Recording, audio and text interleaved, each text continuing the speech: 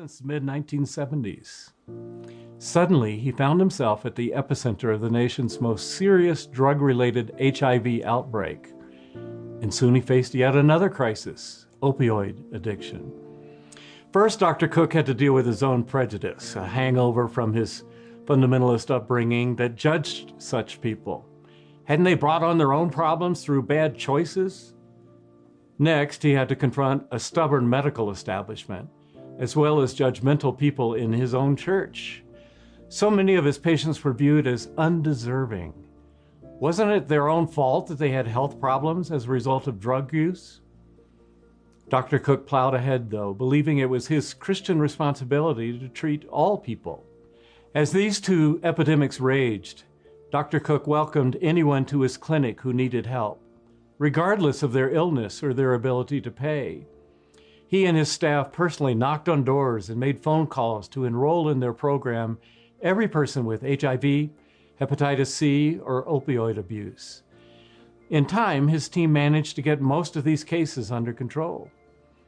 As Dr. Cook wrote in his book, when they come meet with me in the office, they need to know that the relationship is safe and that they're not going to be turned away as less than human. They need to know that they are going to be seen as a person first, and then they'll be provided access to the care that they need. That commitment produced such spectacular results that in 2019, Dr. Cook was named the Family Physician of the Year for the entire country. When I read Dr. Cook's story, I thought back to another doctor I interviewed as a young journalist. At the time, C. Everett Koop was the Surgeon General of the United States, the nation's top doctor, one of the most famous people in the country at the time. Here's the profile I did with him and his cover photo on Christianity Today magazine. Dr. Koop, a devout Christian, faced a national health epidemic, the mysterious outbreak of HIV/AIDS.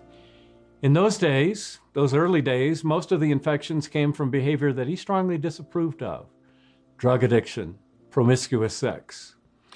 Yet, like Dr. Cook, Surgeon General Koop knew he had to respond with compassion and grace.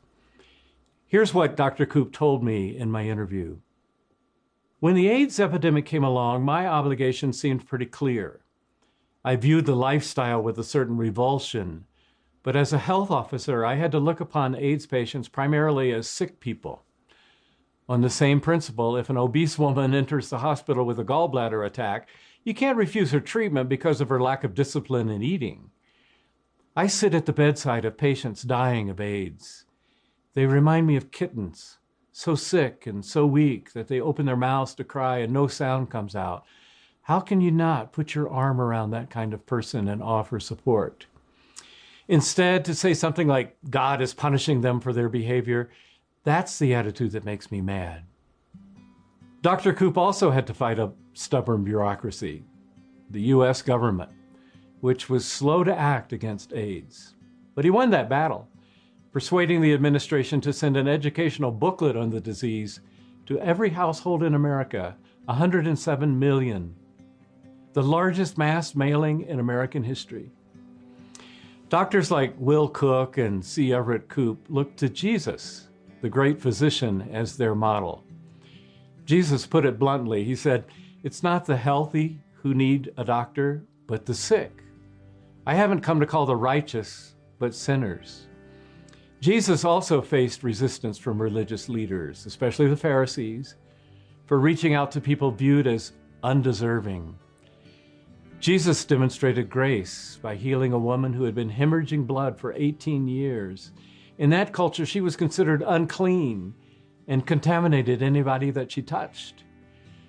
She was so ashamed that she didn't even identify herself. She simply touched the fringe of Jesus' clothing, hoping to slip away unnoticed. But Jesus stopped what he was doing, and he healed her. He addressed her as daughter and treated her with dignity and respect. Jesus also touched leprosy victims who were likewise judged unclean. He healed the servant of a Roman soldier, viewed as an enemy by the people of Israel. And several times he touched corpses, restoring them to life. And each one of these cases, Jesus made himself unclean by the religious laws of his day, which meant he couldn't visit a house of worship.